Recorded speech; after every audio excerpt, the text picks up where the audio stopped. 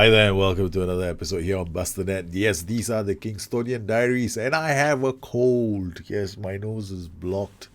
So you'll probably hear sniffles every now and then. Please excuse me.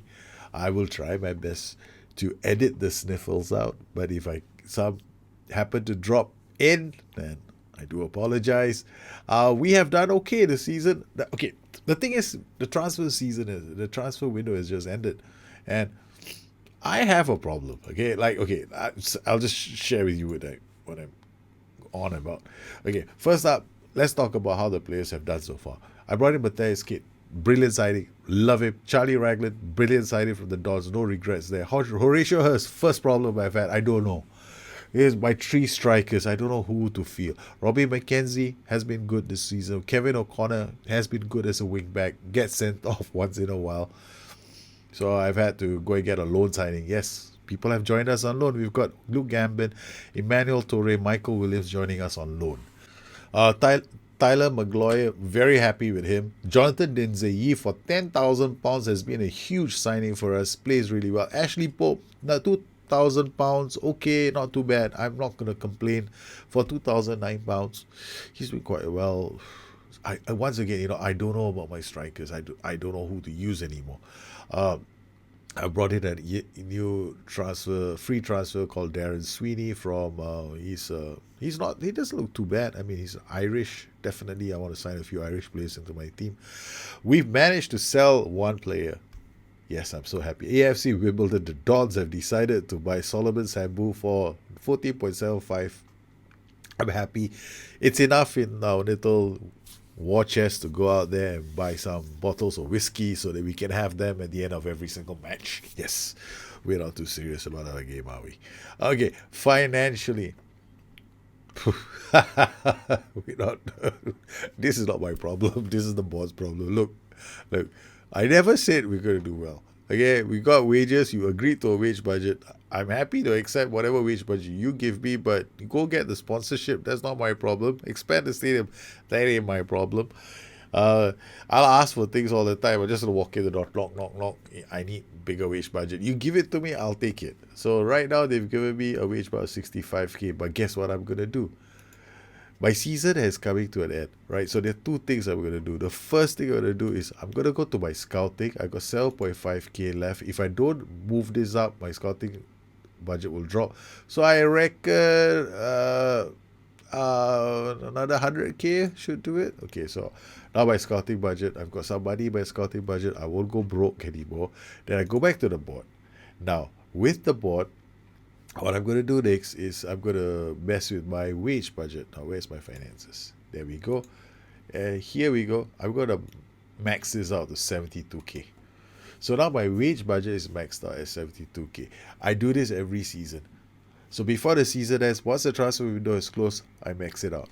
Then I scout and I prepare for players that might join the club, because scouting is such an important part of how I play. So where I can, I offer them trials. Where players look like they may have some potential, like this chap doesn't look too bad, does he? I mean, how do I look? How do I decide? Decisions 10 to 14, not too bad. Bravery 3 to 9, forget it. Let's discard him, because the swing attribute for me is bravery, determination, and work rate, right? So here we go. Bravery is 9 to 13, not too bad.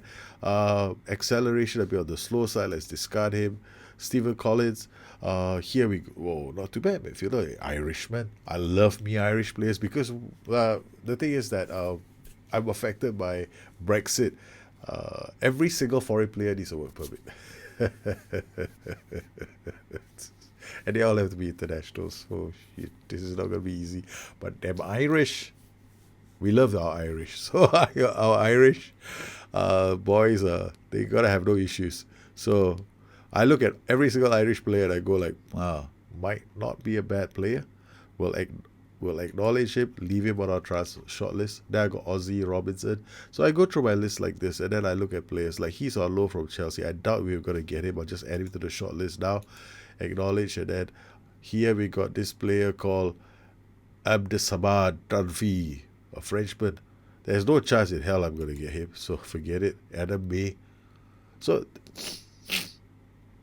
I go through my players like this, and I try to see who who could make it to who can make it into our team, and I'll offer some players trials, and it's the case of other players. I'll just keep scouting. Like this guy, Pat, for is he worth scouting? How do I know if I want to continue scouting him? Buddy is very important. I look at decisions and I forget it, so we discard him. Then we got Graham Gilchrist. All right, Welsh player, 21 years old. Decisions stand to 12. A lot of 10s, 12s. Composure 8 to 11 for a defender. That's not so bad. Positioning is 11 to 13. Work rate is not important. Jumping reach is 8 to 11. So fullback. So because I'm not sure, we'll keep scouting him. So that's what we do with our players. We continue, and we go through each player, and then we make a decision as to whether or not they're worth bringing in, or it's worth for us to keep checking them out. Here, we'll discard him. Daniel Kemp. So that's typically what we do. Now I have they're telling me my package I got no more money, but I got 111k there, so we can go up. Now we scout all players. Oh, it's gonna be 111k, but we'll see. I mean, I probably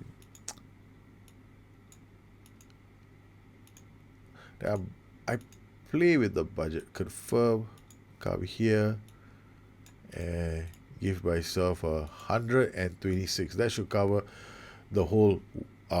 This is me jiggling with the budget. So I got 120k. This should cover it, and that's enough. And there we go. So this is us managing our scouting. So I want to make sure that I have scouts.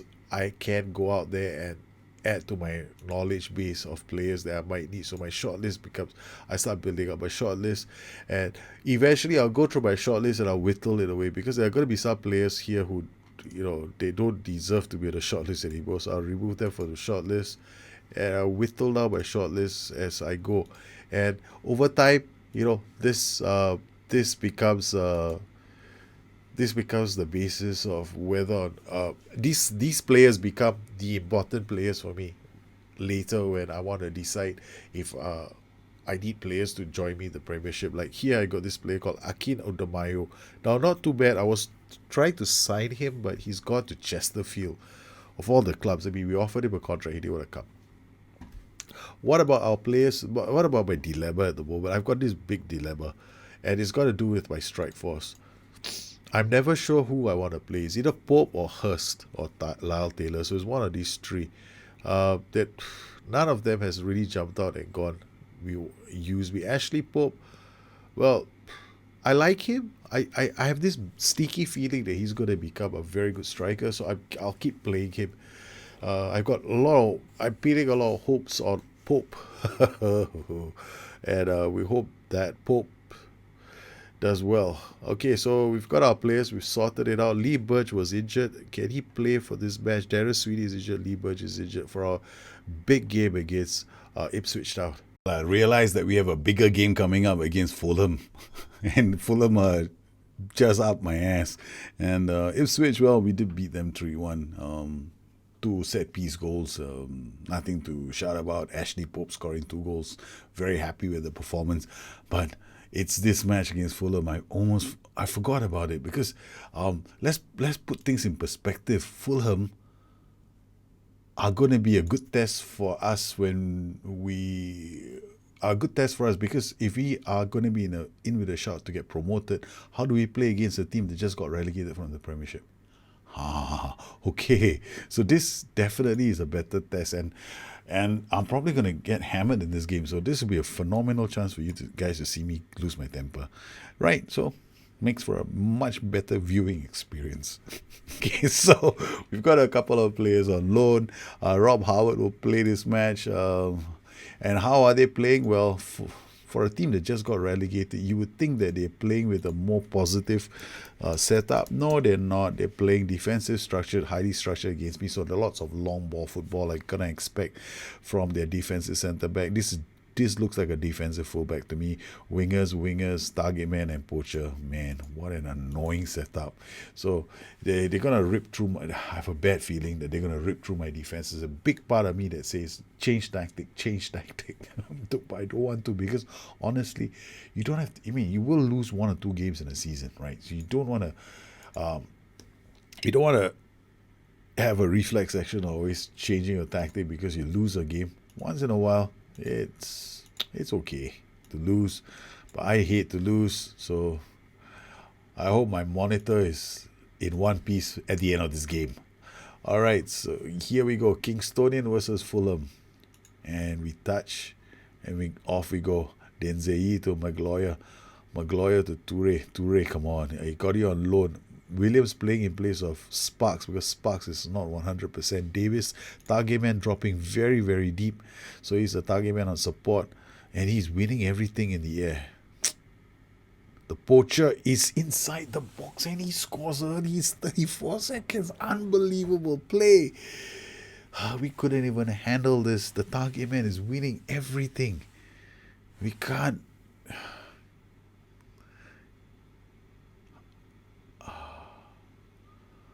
Okay, tactically, what do I do? Target man is winning everything in. I'm not going to change. I mean, there's a part of me that says change, go with a defensive midfielder, make it harder for the target man to get the ball, use 3 men in midfield so that you get a numerical advantage and you choke their supply route. But I'm not going to change the way I play. McKenzie shoots from range. I mean, Pope to Howard. But I got to have faith in my system. We've done okay so far. I mean, we've won quite a few matches, so there's nothing too wrong with it. But it's not, this system that I play is not very adaptable to different tactics. He's offside. There's no way he's onside. Yeah, there's no way. I was not going to get excited by that. I rather use the system that Liverpool is using in my COP Diaries. Now that is an adaptable system and it's very dangerous because it's got a 3-man midfield and it's overloads on the left side, and it creates a lot of goal scoring opportunities. Bracken, corner taker, McKenzie, but I don't want to use the same tactic on 2 different saves. Williams, free kick whizzing by. Okay, we're gonna take some chances. Wing back, you're going on support. Da Silva, Davis under pressure. Da Silva to dunk to Vieira. Toure wins the ball. Williams is injured. You see, this is something I find very annoying, right? Okay, now in the game, I hate this. This is, my fist wants to smash the monitor. Okay, in the game, if one of my players gets the ball and the opposition team has an injury, my players put the ball out to touch without fail. It always happens. But if the AI gets an injury, or if I get an injury, the AI doesn't put the ball out to touch. Piece of shit. I'm angry as hell. This is like, I wish there was a way to, tell your team, if the AI gets an injury, keep on playing. Pope to McKenzie, to Howard, to McKenzie.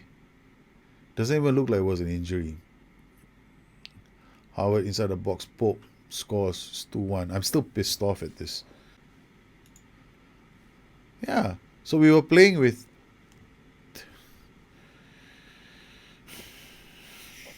there was definitely something wrong with that whole passage of play. I mean, I find it very, very strange. Okay, so our player is formation number 8. So let's see. He lost the ball here. So we got 1, 2, 3, 4, 5, 6, 7, 8. Yeah, we're down a player. Yeah, we were down a player. We didn't have our number 8 on the pitch. 3, 4, 5, 6, 7, 8, 9. Yeah. Yeah, you can tell by my voice I'm bloody pissed off. Because the AI never puts the ball out of touch when we have an injury. But when the AI has an injury, my team always puts the ball out of touch. I want my team to be unsportsmanlike. Cavari, the McQueen, to Vieira, out to Bracken.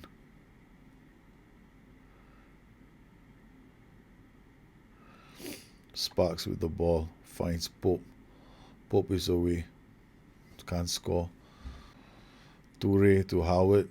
Howard is at the box. Kate shoots, scores. Yeah, it's 2-2. Why? The thing is, even if the score is 2-2, I am angry as hell. Because I noticed this happening in the game quite a lot. Like AI gets the ball, we put it out to touch. We get the ball, AI doesn't do that. Okay, never mind. It's all right. I'll remember this day. But I can't do much about it, can I? Dunk to Stevens. I wonder if there's a way. I mean, have you guys found a way? I mean, can you get your team not to put the ball out to touch? Yeah, so the final score, Kingstonian 2, Fulham 2. We managed to come back, salvage a point. I'm proud of them. Fulham have not been able to stop the run of the K's. The K's are still top of the table. Another draw now. We have a match coming up against Barnsley and Nottingham Forest. We're in the driver's seat for at least a playoff spot. The gap between us and Hull is not that bad. It's only about 15 points, but we are definitely in with a shout for a promotion playoff spot. Fulham have been slowed down. Thank you very much. You didn't deserve to bloody well win. Okay, so I am sorry. I am angry. I am very, very angry. I mean, this was the closest you're going to get to see me lose my temper because I was about to smash the monitor. I was that mad that my players put the ball out to touch. The AI didn't put the ball out to touch, and then ended up winning a freaking penalty as a result of that. A one-man advantage. I wish we could do the same thing to the AI too. So share this. Does the same thing happen to you in your saves? Because it's a bit retarded if it happens to everybody. And if it's retarded, then we should all get on down to SI forums and put in a thread and start complaining about that, because that is that definitely is an issue. Well, I hope you enjoyed this edition of the Kingstonian Diaries. Yes, I glossed the plot. It happens once in a while. If you have any questions, please look me up on Twitter at Bustthenet or addicted2fm.com, my website. Once again, I'd like to thank all my patrons that continue to support the channel. You make these kind of shows possible for the rest of the community. Don't forget to catch other shows on the channel, including the Cop Diaries, which tracks me trying to get Salah to break all kinds of European goals world scoring records. Okay, you guys take care. Have a good one. I'll see you again soon. Bye-bye.